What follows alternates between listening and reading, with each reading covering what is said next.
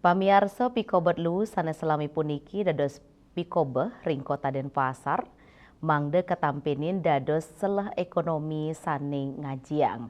Ngelintangin pengelolaan miwah pemilihan sane becik, lu organik miwah anorganik sida olah, dados mekudang-kudang produk mawi guna tur ngasilang jinah.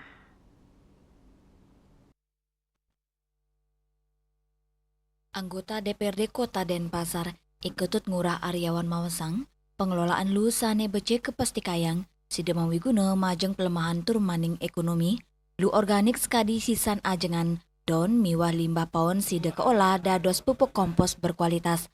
Pupuk inucap, nenten wanta sida kaanggen ring pebuat pertanian miwah Tegalan, nenging taler sida kadol majeng krame, miwah kelompok tani dados produk ramah lingkungan, asapun ketaler, lu anorganik sekadi plastik bekas, botol, miwasan lianan, sida medaur ulang dados makudang-kudang produk sekadi paving block, kursi plastik, kantos kerajinan tangan, pengelolaan lu plastik dados produk, mangdani sida ngasilang jinah, sepisanan, nes pencemaran lingkungan, turmungka selah usaha anyar majeng kramane, sistem pengelolaan sampah berbasis ekonomi sirkular, patut kesokong lintangin prekanti pantaraning pemerintah, angga usaha komunitas lingkungan, kramane, penguruhan indik pemilihan lu saking rumah tangga, taler keturik sain dados pan sane kebuatan, mangda pengolahan sida memargi becik.